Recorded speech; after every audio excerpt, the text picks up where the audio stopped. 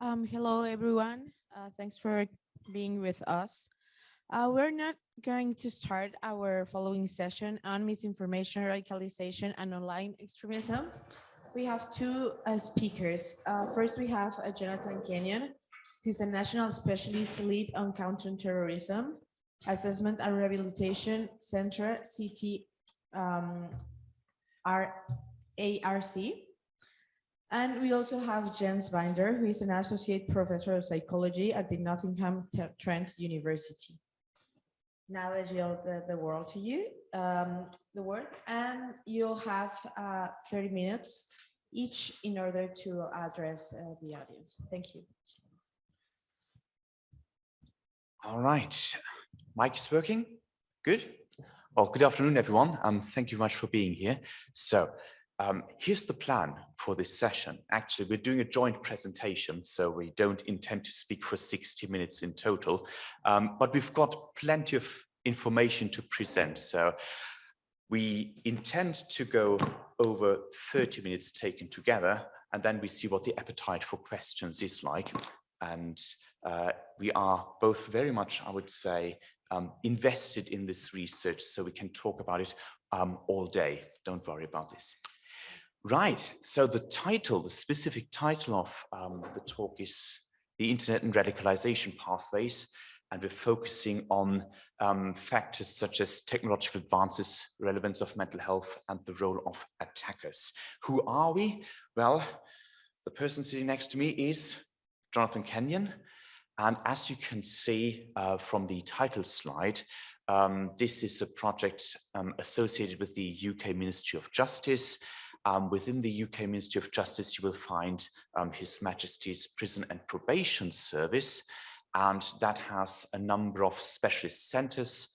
One of these is the Counter-Terrorism Assessment and Rehabilitation Centre, or CTARC, and this is where Jonathan is based. And I am a humble psychologist from Nottingham Trent University. And the third person who can't be with us today is Chris Baker-Beale at Bournemouth University, where he's working in the area of disaster and crisis management. Okay, well, how to set the scene for this? What drove us to perform this particular piece of research? It is quite simply the fact that the rapid rise of the internet has led to concerns from early on at the level of governments. And I think as early as about 15 years ago in the UK House of Commons Home Affairs Committee, it was said that the spread of extremist material and beliefs online is one of the greatest threats that countries, including the UK, face. So that concern was recognized from early on. But even after a long set of research into the matter and lots of expert positions, we still have quite a number of open questions. This is mostly due to the comparatively meager database on the topic. So for example, we still know very little whether the internet has now completely replaced offline contact or is a suitable substitute for offline contact. We don't really know whether there's a difference between online influences and radicalization or to offline influences and radicalization. So there was plenty of reason to get quite serious about this in terms of being data-driven. So what we intend to do today is to present you with quite a number of quantified findings. I will hope to make that entertaining. Chances are that you've come across this type of research before, because we were able to publish a preliminary set of findings in 2021, and that included our first analysis covering a time period up to the end of 2017. But now in this updated study, we had a lot more data to consider, and that gave us some more fine-grained resolution on the topics that are the subtitle. So how are radicalized extremists making use of technology? What's the relevance of mental health specifically? And we can also focus on the subgroup of convicted extremists that are identified as attackers. What's our data source? It's closed source data. Those are detailed risk assessment reports that are generated within the Prison and Probation Service.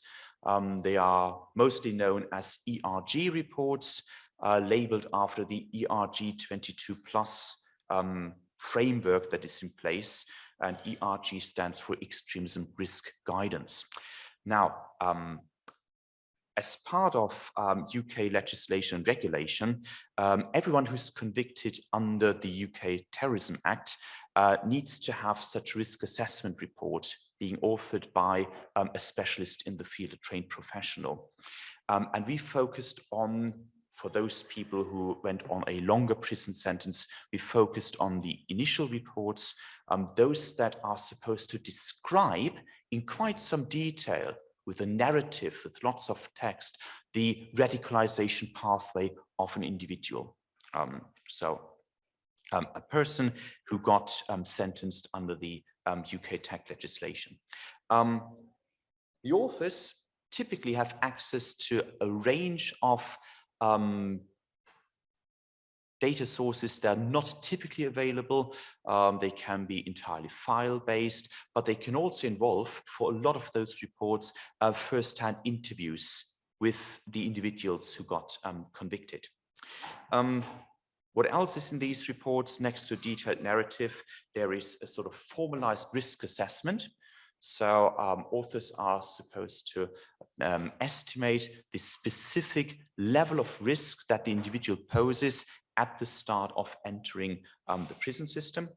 And this means that we can focus on virtually the whole prison population of convicted extremist offenders, with reports authored from 2010 now until the end of 2021. So there's quite a lot of information. Some of these reports are several dozen pages long, and it takes a while to get through those. What have we done with those reports? Well, they were content coded. So as a research team, we built a coding frame, and then the project lead, Jonathan, was instrumental in basically going through each of them and to extract information that tell us more about people's online and offline behaviors. And the very first important thing was that we found information in there to classify people according to their particular journey into further radicalization. So we have an internet group, those who are primarily radicalized online, not with absolute zero offline influence, but so there were few cases where we could discount for very infrequent offline influence. So they are almost exclusively characterized by online influences. During the radicalization process, we've got a face-to-face or offline group where there was a marked absence of online influences.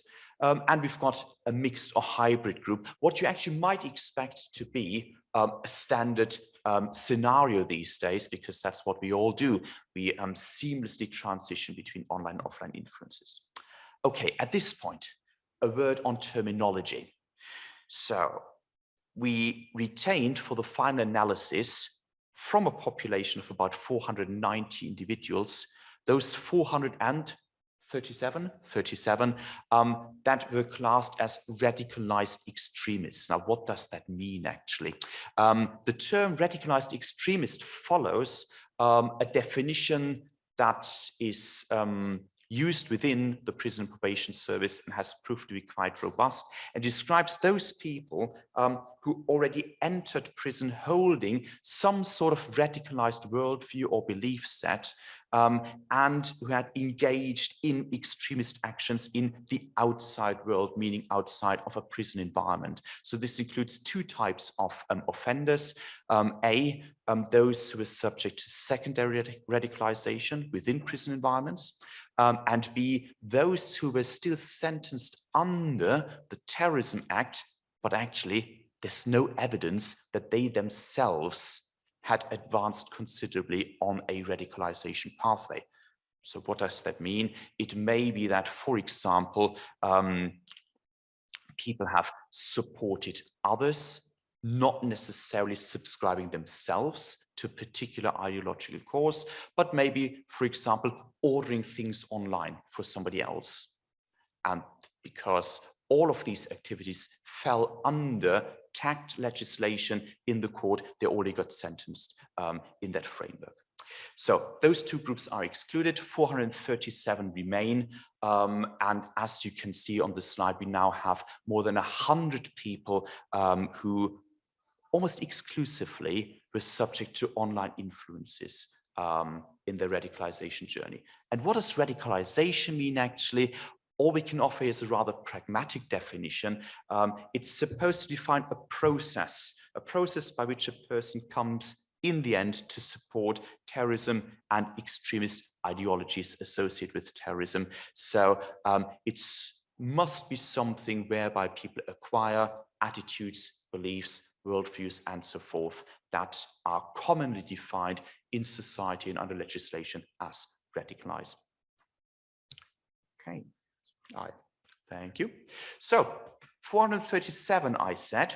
There are a few rather unique strengths about this data set now. For once, it's rather large. There are only very few studies out there using other data sources that allow for such a quantified analysis. The other thing is, as I said, it relies on closed source data.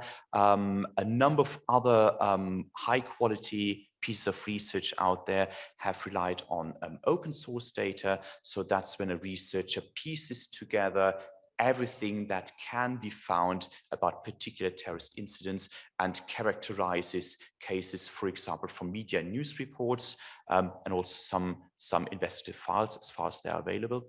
And finally, because we have this particular big data set now, we can look at lots of variations.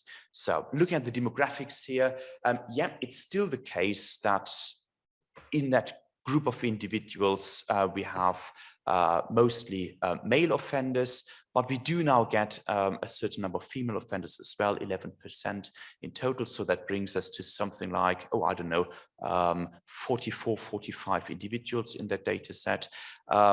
They are by and large comparatively young, you could say. So about 44% were not older than 25 at the time of sentencing. Most of them born in the UK, some of them outside the UK.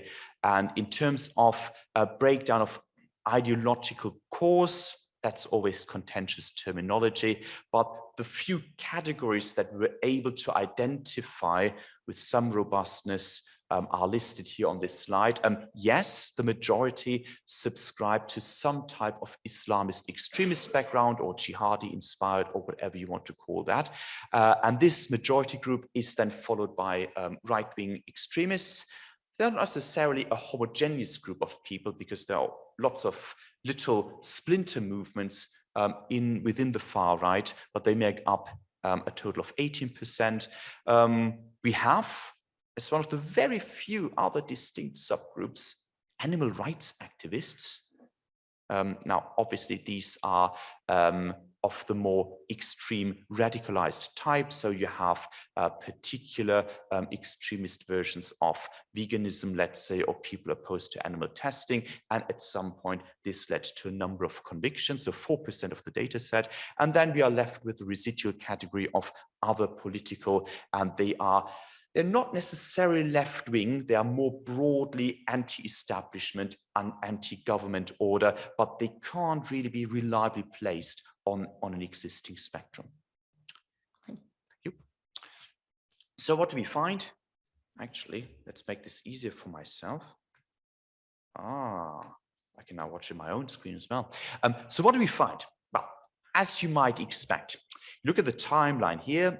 Some rough intervals. We start pre-2007, so that's for the offense, not for the report date, and we move up to the end of 2021. Over time, there is some rise of some form of internet involvement in radicalization. So look at these greenish turquoise bars, they are the face-to-face group.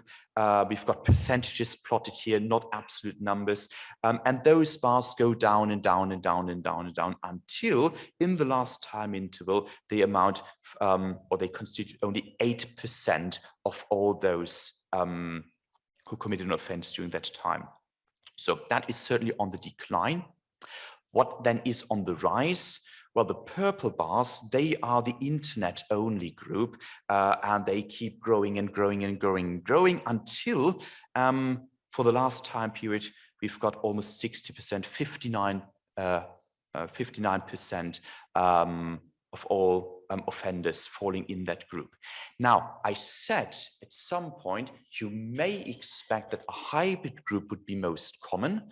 And this is actually what we found in our preliminary analysis up until the end of 2017. But now, if you look at this substantially large data set, we see that for reasons that are not entirely clear, the hybrid group peaked before 2016.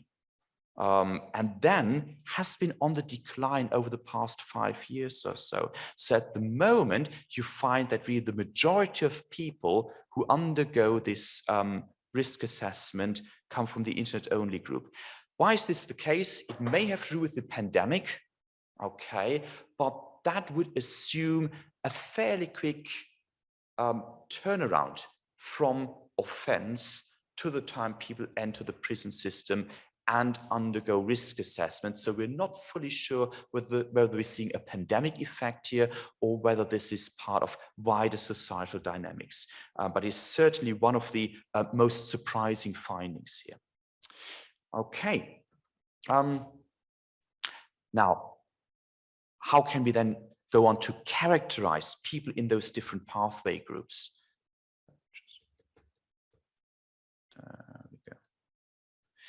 Well, first of all, we tried to code for some variables that would tell us a little more about what people did on the internet and elsewhere. And this slide here focuses on the coded online activity variables.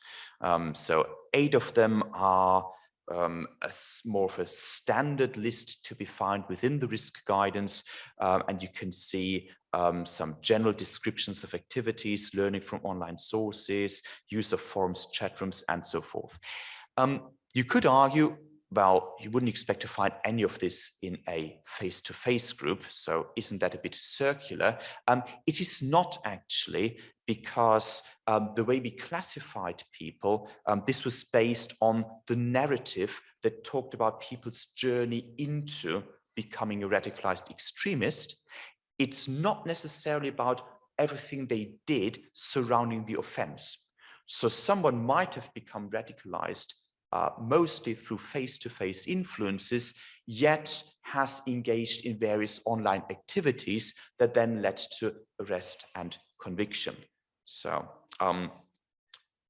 we do find some interesting group differences here, and when we do some multivariate statistical analysis, we can focus on those variables that come out as statistically significant. So most of the findings that we present here are tested against chance in quite some detail. And when we start comparing the internet to the face-to-face group, what distinguishes people in these groups? Well, it's learning from online sources, interacting with co-ideologues online, and use of open social media platforms. So all these activities are more indicative, unsurprisingly, for people in the internet group than for people in the face-to-face group. But we can also distinguish between the internet and the hybrid group. There's still differences between those two. So generating own extremist propaganda online, and again, being active on open social media platforms, that again is a characteristic that's more prevalent in the internet group than it is in the hybrid group. And sorry, lost my notes. I'll bring it back.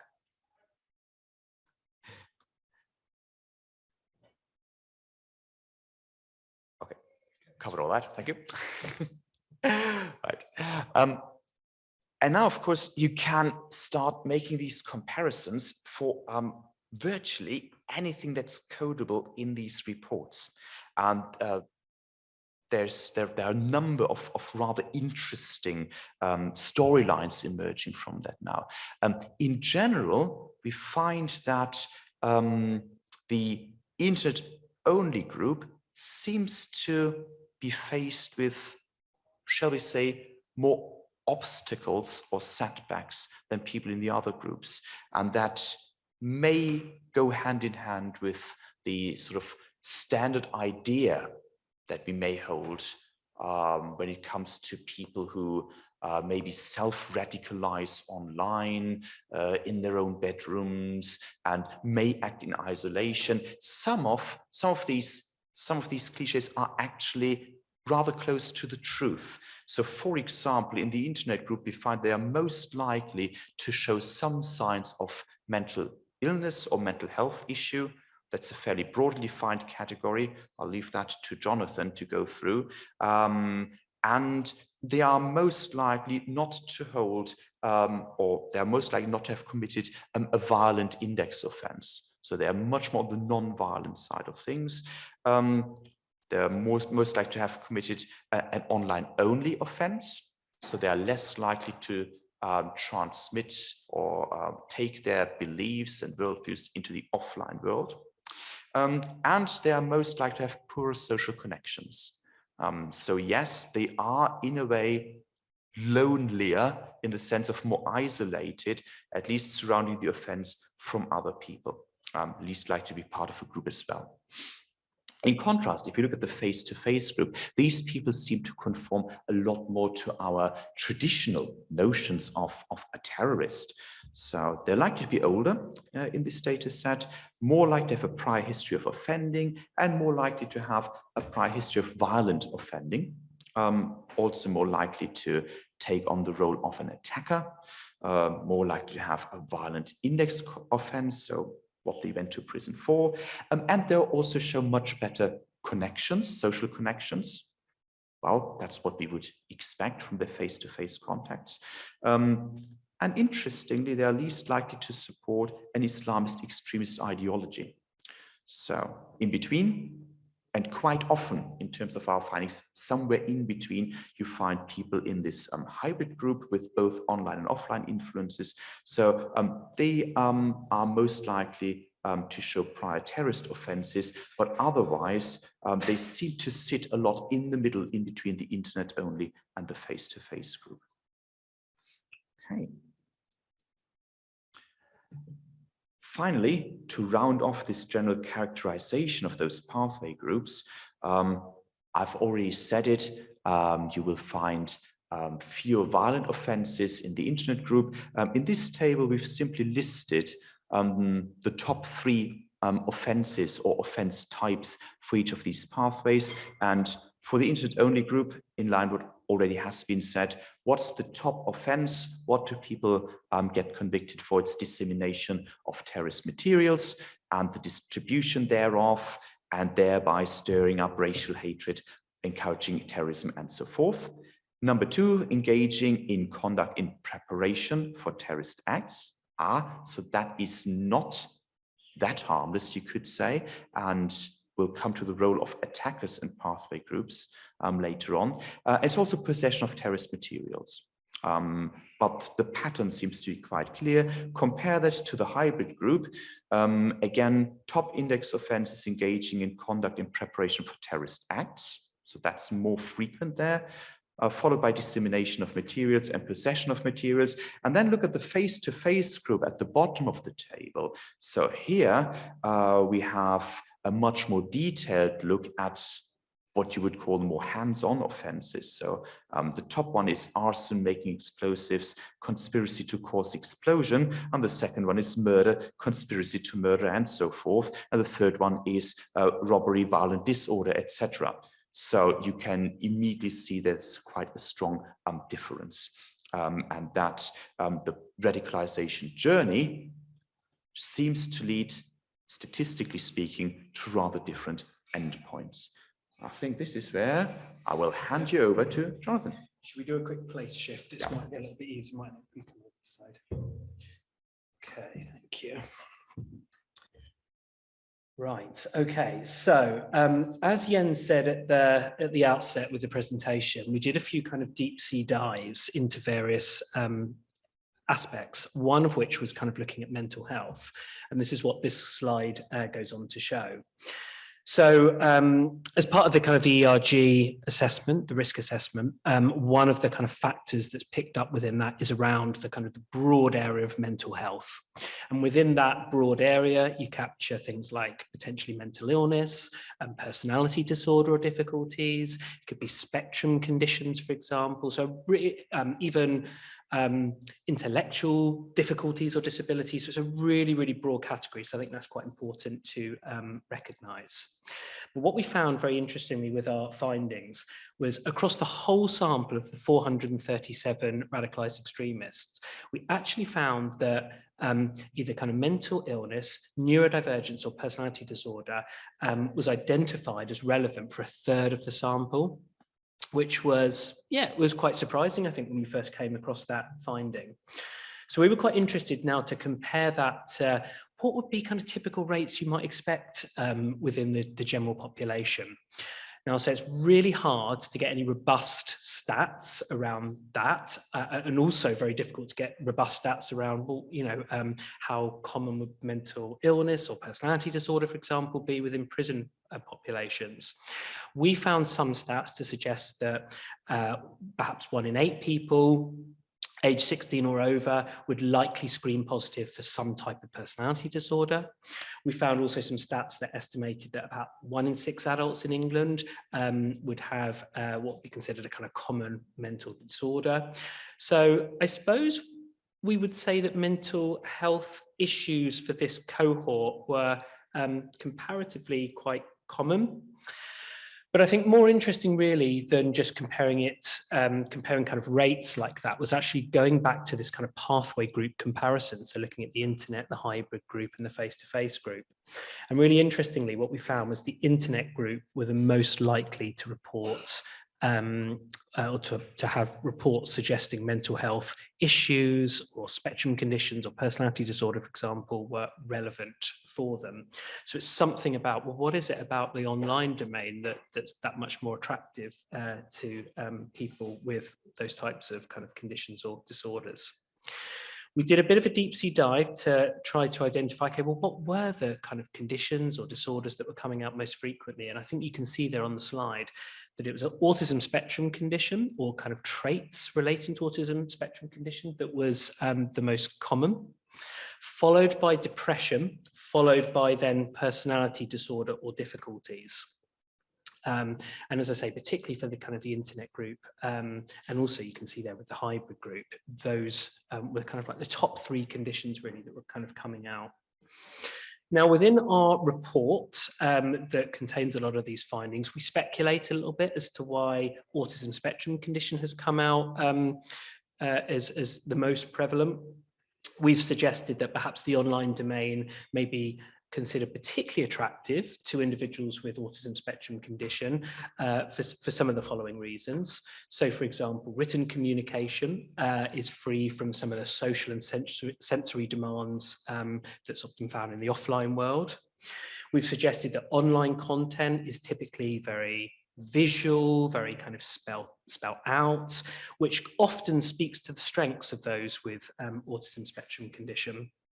And I think another interesting point we pick up in the report is that individuals with autism spectrum condition online are provided with opportunities to really kind of curate their identity, and particularly perhaps an extremist identity, which can incorporate things like their specific interests. And perhaps as a consequence, they find it easier to connect with others online and really establish a sense of kinship and community connection, which may be that much more difficult in offline settings. Okay, so Jens, if you can move us on to the next one, I'll just bring this down also. Bear with me. Okay, and also one of the other areas, this links back to what Jens said at the outset, that one of the subgroups within our cohort we were particularly interested in is attackers. And attackers obviously generate a lot of kind of media interest, very much sort of, concern for members of the public, that kind of thing. So we felt it really important to see, well, what can we learn about attackers within our 437 radicalized extremists? We focused in on attackers in two different ways, one of which we were quite interested in their kind of online activities. And in particular, we started to look at some of the online planned action behaviors that individuals who were attackers may have engaged in. And when we were comparing the three different pathway groups, we found some real interesting differences in terms of their kind of online planned action behaviors. First of all, probably not very surprising, we found for both the internet and the hybrid group, they were significantly more likely to engage in online planned action behaviors than the face-to-face group. So that was kind of one of the main findings. But when we kind of looked at, okay, well, what were these online planned action behaviors that individuals were engaging in? One of the behaviors we looked at was, does the individual, have they used the online space to identify targets for the attack? And interestingly, when we compared the three pathway groups, we found it was the hybrid group, so those radicalized by both online and offline influences, that were most likely to use the online space to identify targets. One of the other online planned action behaviors we looked at was around kind of leakage, which is where individuals may signal their attacking intent online. There's quite a lot in terms of the literature around kind of leakage behaviors and the kind of the relevance of this. And what we found here, very interestingly, it was individuals within the internet group, so those who primarily radicalize online, that were found to be most likely to signal their attacking intent online. So you could argue, sort of disregarding then safety and security for themselves and the likely success of that plot by kind of leaking their attacking intent. What we've got on this slide is the second aspect that we were very interested in attackers, and this was really looking at both the nature and success of attacker plots. And again, we found some very interesting differences between the pathway groups. What we really found, I think the headline point, was the success rates of plots were lower for members of the internet group. So you can hopefully see there on the slide that where we've got move to execution stage, only 29% of plots move from that planning stage to actual execution stage. And then underneath that, we've got 18%. It was only 18% of plots overall would be considered to have been like sort of fully completed. So many plots were actually being sort of disrupted, before they'd had the opportunity to kind of carry them through.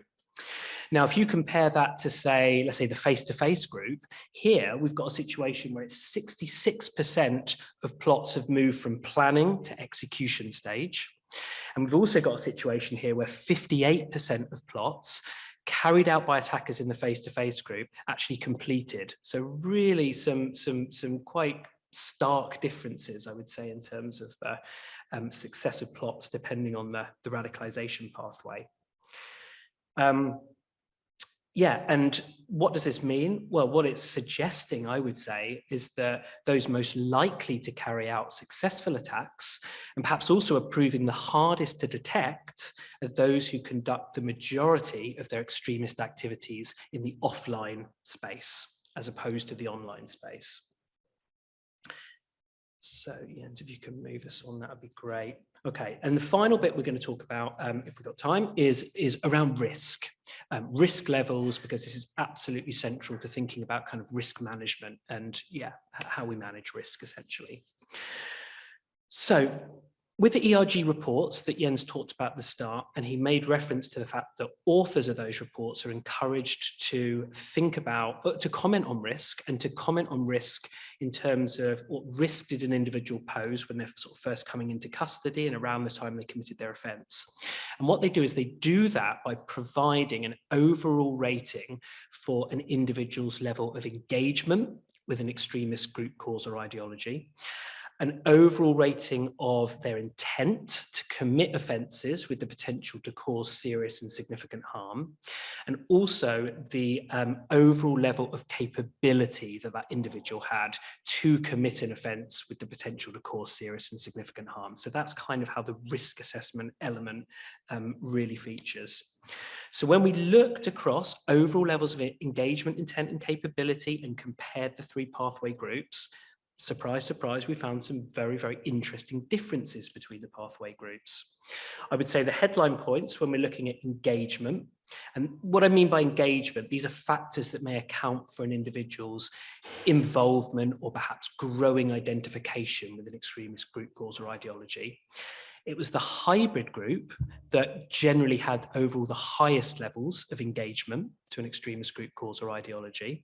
And in contrast to that, it was members of the internet group, so those who primarily radicalized online, that typically had the lowest levels of overall engagement with an extremist group, cause or ideology. Moving on to the second kind of part of that diagram where we're talking about intent. And again, this is all about an individual's readiness to support or to offend on behalf of an extremist group, cause or ideology. Once again, it was members of the hybrid group, so those who are influenced by both online and offline influences in their pathway, who typically would have the highest levels of intent, whilst it was again the internet group, those who primarily radicalized online, that would typically have the lowest overall assessed levels of intent. So already it's kind of forming a bit of a picture here. Now, if we just go on to the next slide, the final element of this is capability.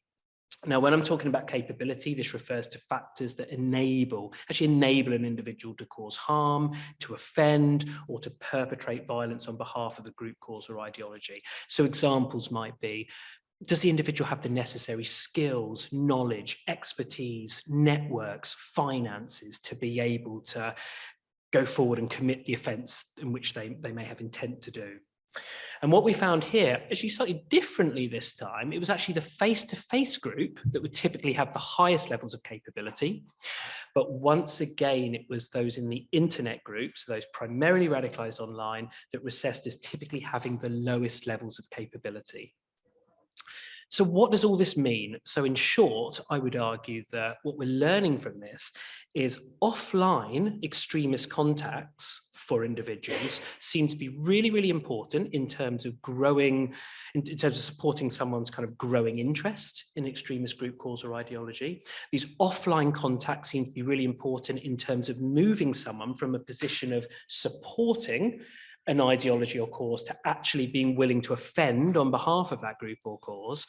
And these offline contacts seem to also play a key role in actually providing people with the capability to be able to go on to commit offences. So headline point, offline extremist contacts, massively important when we're thinking about risk. And very, very briefly, I'll mention this. We haven't got it on the slide, but I think it's really interesting. It's something our report picks up. One of the other aspects we looked at was future offending outcomes for the 437 cases that we were interested in. So what we essentially did is we looked at those cases and we said, did they, after the ERG reports completed, did they go on to commit any further offences, and particularly any further terrorist or terrorist-related offences? And one of the interesting things that we found, which I think feeds into this narrative of the hybrid group in particular being particularly or arguably the most risky, was that it was the hybrid group that were significantly more likely to have gone on to commit a further terrorist offence than the other two pathway groups. So it's kind of building this kind of wider picture. So, the only other thing I would say very briefly before I go through the final slide, which is recommendations, is I think there's a really important and quite clear picture that's emerging about online radicalization, particularly those who've primarily radicalized online. If we take into account some of what Jens has shared with you, so it's those in the internet group are most likely to commit non-violent offences. Their offences are most likely to take place solely online. They're least likely to hold the role of an attacker. We can build on some of the points that I've just shared with you about they typically have the lowest levels of engagement, intent and capability to commit offences. And we pick up the point from that first slide that Ian showed you of the findings, where actually when you look at the 2019 to 2021 time period, actually the most prominent pathway was people who have primarily radicalized online. It does beg the question, does this suggest that the overall threat of terrorism in England and Wales is actually starting to diminish? So just kind of leave you with that point. Now I'm going to go on to recommendations. We've made 6 key recommendations in our report, and I'll go through them very quickly with you. First and foremost, and I think this really picks up the slide that shows the increasing prominence of the internet in radicalization pathways, we argue that online measures and responses absolutely should be front and center of counterterrorism efforts in England and Wales. And I think we've now got some really robust data to back that up. One of the other aspects we looked at, we didn't really talk too much about it, but as well as looking across the 437 cases, we also looked at what's the story for males? What's the story for females? What's the story for the younger generation, the older generation across ideological groups? And broadly speaking, we saw the same pattern of this increased prominence of internet across all of these subgroups. So what we've also argued is that online counterterrorism measures, they need to be applicable to males, to females, to the younger, to the older generation.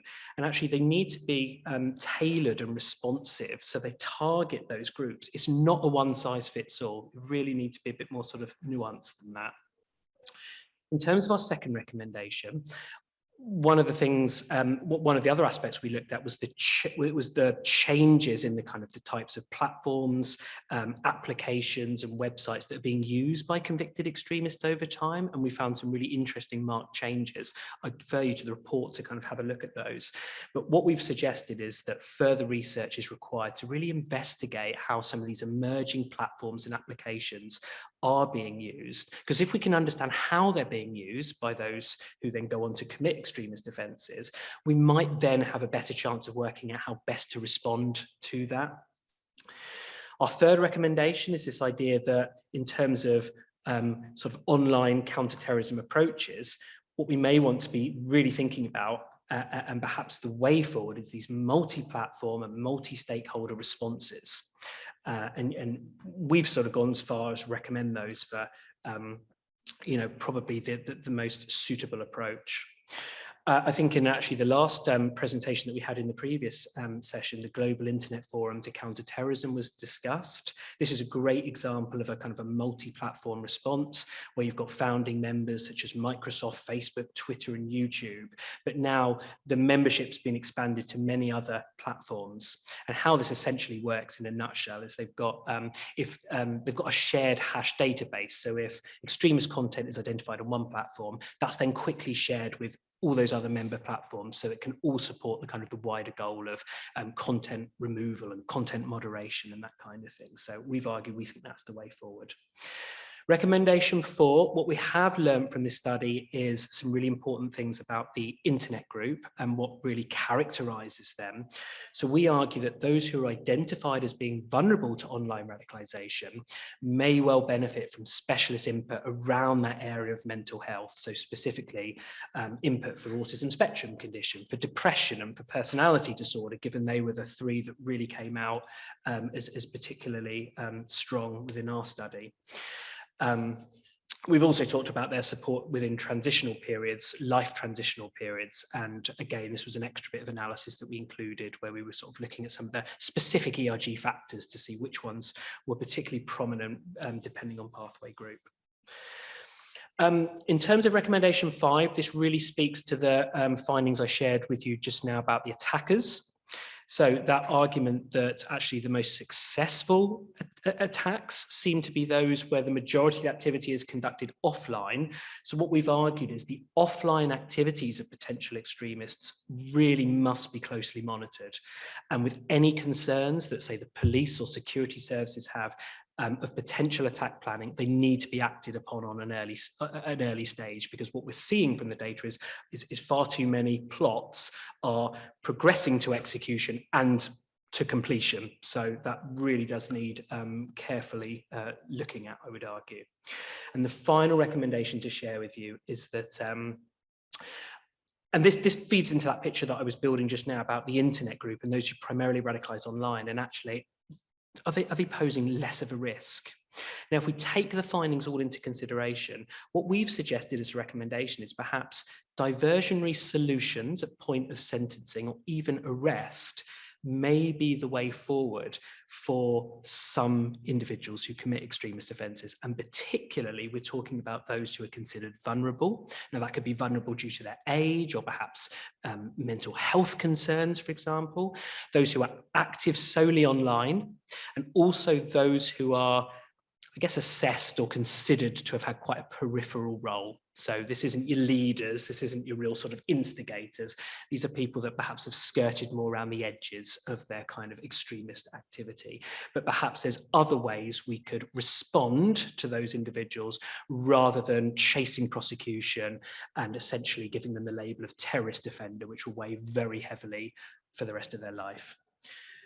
So that is everything. I don't know if you just want to share the last slide. What we've done is we've done a few, we've published a few reports and articles and things in this area. So there's just a list if anybody's interested in having a look any further. And that's it. So thank you.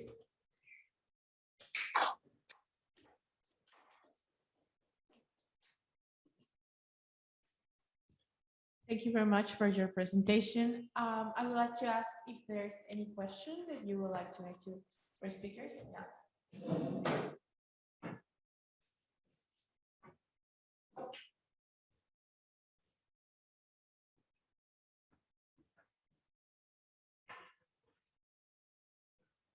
Thank you very much. Ewan Grant, former law enforcement intelligence analyst. We were in such a bad way with our own internal mismanagement and corruption that they had to parachute in the team of senior managers from MI5 and MI6. So that is essentially the degree of my interaction with those agencies. Oh God, it was bad. I hope to have a whole string of questions, but for brevity and others, against tough competition, your closing remarks. Preemptive action, which might involve arrest but not prosecution.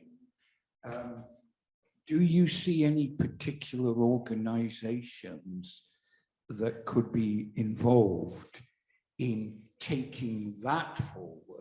So mentoring afterwards to make sure people are perhaps kept on the straight and narrow and the chances of things progressing are limited. I would 100% agree that there just are not the resources, as we saw on Manchester and so on, for mass prosecutions. Yeah. Just ain't going to happen. Yeah. Thank you. I thought dynamite there. Thank you. Do you want me to start? Okay. So yeah, so that last recommendation, it's actually gathering a bit of pace as a potential way forward. And actually the UK sort of terrorism legislator, Jonathan Hall KC, this has been something that he has been pushing in some recent papers around, you know, that there is a group of individuals that perhaps, you know, chasing kind of prosecution of actually does more harm than good. And actually there are potentially some sort of prosecution alternatives that would be much better. Yeah, how well developed what those plans might be remains a bit questionable. I think from what some of the stuff that I've read, there's been some suggestion that actually where you've got individuals like that who, you know, have come to the attention of the police, perhaps what we could look to do is to link them in with Prevent. And some of the kind of sort of services and support that comes with being sort of known to Prevent as an alternative than going through the, you know, courts and things like that. So yeah, that's one option I think that could well be on the table. I don't know if Jens, if you had any thoughts. Because it wouldn't be going into Prevent cold, not necessarily your typical. Yeah, I mean, you know, there would obviously be some concern about their level of engagement with an extremist group cause or ideology, but yeah, so whether or not they're, you know, they may well be on Prevent's radar already, potentially, but either way, I think there's lots of support that could, or doors that could lead to support for somebody. And as you said, you know, help put them back on the straight and narrow through, yeah, kind of exploring those channels, I would say. Yes, well, just to add to this, if you think through the pragmatics of it, some of the measures that could be taken would probably take on a rather straightforward form. It's almost like drawing on social care and healthcare. We've seen that the engagement levels of individuals in the internet group are comparatively low, and there is, next to all these quantified statistics, there's some evidence to show that maybe people are looking for something to hold on to or to identify with, but it may not be that specific extremist ideological cause. It needs to be something. So once people become disconnected again, they might just look for the next opportunity to find something else. So providing those additional measures of connection or identification would be quite helpful. Also, if we add to that the finding that yes, they do have poorer social connections overall, and that maybe at least a subgroup of those in the internet group are a little bit lost. That might be one interpretation. I do actually have a friend whose name we still can't understand why. It's actually named after the Victorians. And I think the most plausible explanation for Merton's actions was isolation.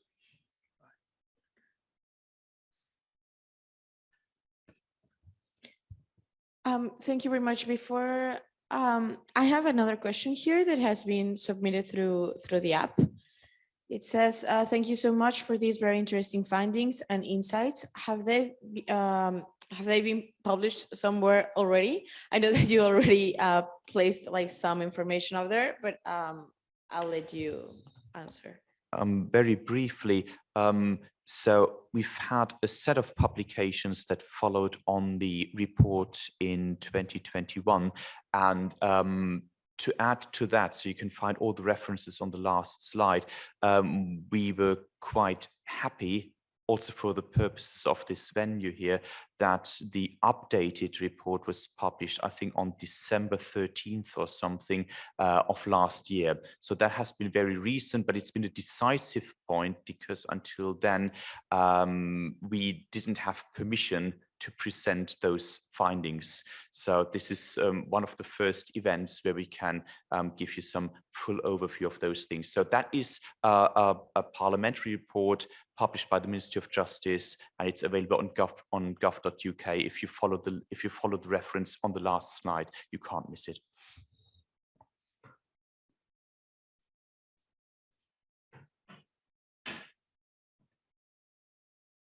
Thank you very much for your great presentation. For 7 years, I have some questions in my mind about the relationship and linkage between borderline personality disorder or other post-traumatic stress disorder being linked to the potential terrorist being recruited or maybe extremists. And also what I found was actually most of the counterterrorism research literature focus only on individual or maybe terrorist activities from below. But what I found 7 years ago was about the institutional terrorism. I went back to my home country in Burma, and then I found out that actually it was the military who organized most of the terrorist activities or sponsored the terrorist activities. What they did was actually through the recruitment process, they recruited the children of the fallen soldiers, as well as ex-military personnel, and then ex-police personnel. And then after that, they organized into small groups. small online groups. And after that, they did the systematic, how to say, radicalization process through the social media, and then putting hate speech against the Democrats, and then also online attacks against the politicians.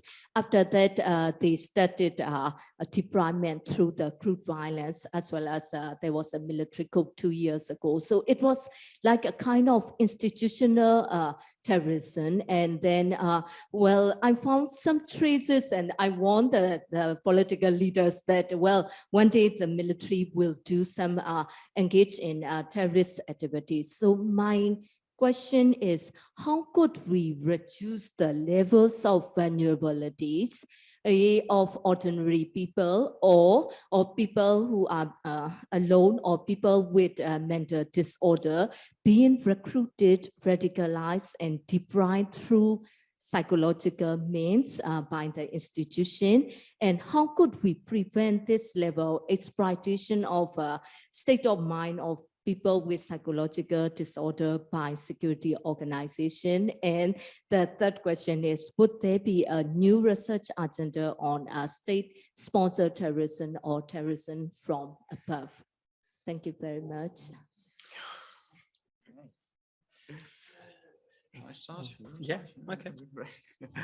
All right. Well, thank you very much for these questions, which are very stimulating and force us to think about the whole topic in a slightly different way. What I sometimes do when I talk about this whole topic is I try to give people a much more global perspective on things. So, I mean, as you say, there are places where state-sponsored terrorism is quite a different story compared to the UK. If you go to any global database of terrorist incidents and you look for the hotspots of activity, you find that overall we live in a very quiet corner of the world, and that the hotspots of terrorist activities and incidents are elsewhere and outside of Europe. So I think this is a very important preamble. If you look at what's happening around here, we've talked a lot about sort of relative prevalence, online radicalization versus others.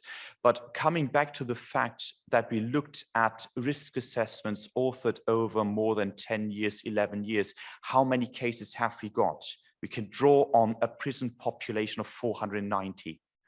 For some societies, that is still a real cause for concern. It's a high figure, but overall, if you look at the violent incidents related to those 490 people, it isn't much. So what we see here is most likely something like the violent or the concerning tip of the iceberg of lots of other activity that never makes it into courts. I think that around here we haven't seen much of a need to consider state-sponsored activity and larger scale radicalization, systematic radicalization, in a way that other countries have had to. So we can actually say very few things about that, only so much. You started out with vulnerable people, people with specific disorders and so forth. And you've also mentioned ex-military, for example. I think there are probably collective societal states where you're much closer to acts of violence, where you have a much higher prevalence of traumatization, everything that's close to warfare and similar, and where in the wake of that, a lot more activity can get stirred up. You will always have vulnerable people in certain places at certain times more than in other places and other times. And it will always be easy to target vulnerable people. So for example, take the general prevalence rates for mental health issues and personality disorders. Any large group of people will have a certain percentage of people of individuals who are, well, who really carry risk factors with them. If you want to target those specifically, and you've got the means to do that, maybe because you're a powerful organization or a state level organization, you can do that, and very little will prevent you from doing so. This might be a bit of a pessimistic perspective, but it means that these parts of society, in my opinion, speaking from a sort of psychological perspective, can always be exploited. I don't know whether I can give any better response at the moment. Jonathan, any other thoughts?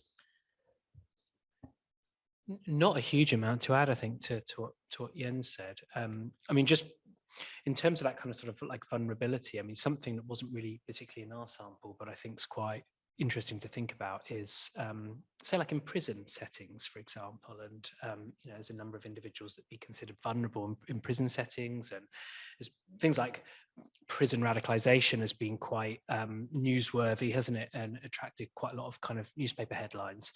I think in terms of something like that, I think, you know, good screening is really important when, you know, kind of people first kind of come into custody and that sort of thing. I think over recent years, I think things like screening has got much better.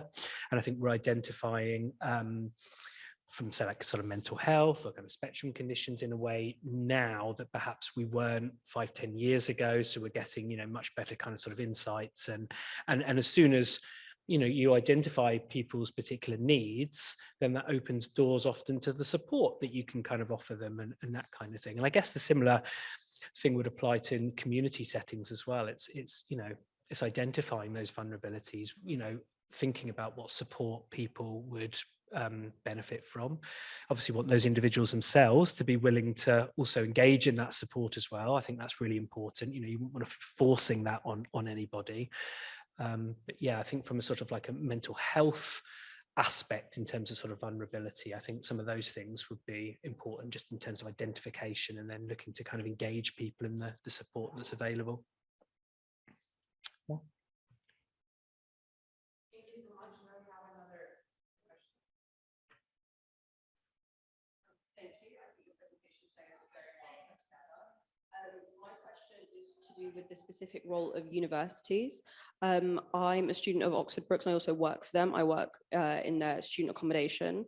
And I think that particularly young people, students in particular, are looking at different ideologies in regards to radicalization. And we see this in social media, we see the influence of social media, we see these things everywhere.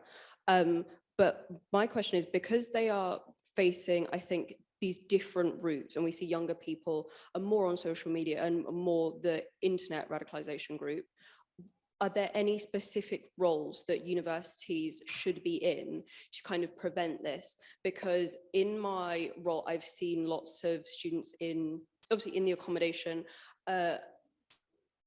taking, you know, falling into these ideologies. And I know lots of universities have their own well-being teams and their well-being groups, but there's kind of a gap between those well-being teams and the students going to them. So is there anything in particular that universities should be doing to kind of curb the radicalization of young people, especially with the rise of and their presence on social media and the internet?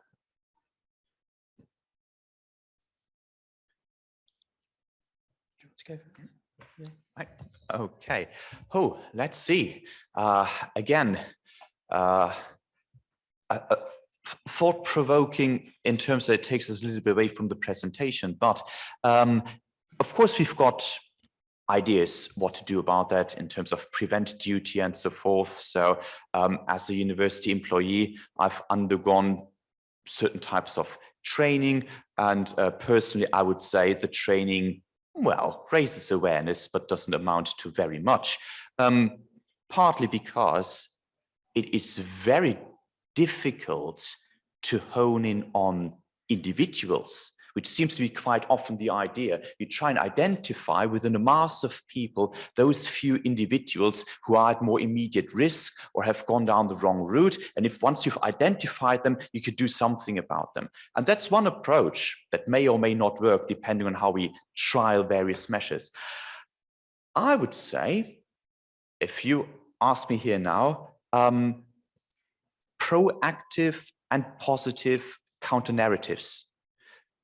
You need to work on the wider cultural environment, so to speak, because sometimes it will be absolutely impossible to fish out those few individuals from a mass of people who've gone down the wrong way. But to the same extent that we find lots of worrisome content online, we can also start building on clearer and more positive messages online. It could be that our current attempts at furthering, say, tolerance, equality, diversity, and so forth are still a bit ineffective. But you need, I think, you need to provide a background that at first just reduces the risk of making more radicalized positions attractive to people. I think that's one thing. And then, of course, if we're looking at the particular characteristics of the internet-only group, this is where a lot of the concerns are, because if they never get in direct exchange with others, you might not be able to spot them. When we're looking at the internet-only group, yeah, they do seem to carry other vulnerability factors that seem to have something to do with how easy they are to detect in the end, like leakage behavior and so forth. So hopefully we're not looking at the gravest problem there. But other than continuing along a sort of program that's specific, that yeah, as I said, tries to continue work on a positive cultural environment, it becomes very hard to think of very individualized measures. What do you think, Jonathan? Yeah, I mean, I'd like very much agree with what kind of Jens has said. I think sometimes one of the things we notice from the convicted cohort is that quite a lot's put on ideology as being quite like a kind of a driver. When I would argue the reality is, and something we see from the convicted cohort, is actually ideology is quite often secondary, or actually sometimes not really that important at all. And actually the reasons why people become engaged with an extremist group cause or ideology, I would say in the majority of instances, is actually more those kind of like psychosocial factors. And by that, I mean things like, you know, perhaps somebody's seeking a, you know, need to belong, or a need for meaning in their life, or perhaps it's about finding a sense of significance in their life or status and things. So actually, when you think about those things, they're very, very common human needs, aren't they? And where somebody's perhaps struggling to kind of get those needs fulfilled because perhaps there are gaps or things that aren't present in their life in other aspects, this is where sometimes some people go, unfortunately, down, you know, antisocial paths or unhelpful paths to try to get those needs met. And I just think that's something, just as a general thing for educational institutions, not just universities, but, you know, schools across the board, to be thinking about, you know, about how are, you know, our students, you know, getting some of these key fundamental needs that humans have, how they meeting them, you know, and, you know, is there more that they could do to support people becoming involved in stuff, and, you know, linking in with other people or activities and things to really kind of encourage that sense. Because, yeah, as I say, going back to the, you know, the point, I think it's the psychosocial factors, I would argue, in most cases, is what ends up, unfortunately, leading to people kind of engaging with these extremist groups and causes.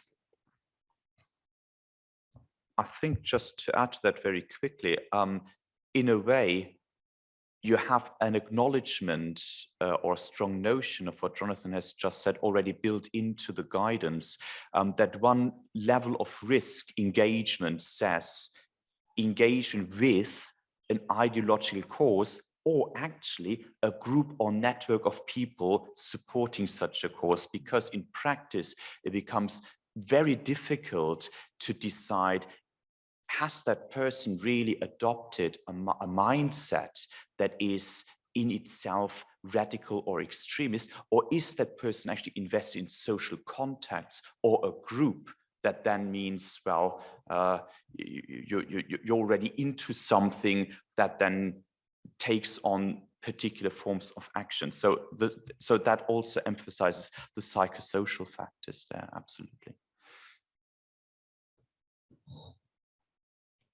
Thank you so much. Now we are over the time. It's 3:21. So we're going to proceed to close this session. Thank you very much for being out with us today. And we look forward to hearing from your next research. Thank you.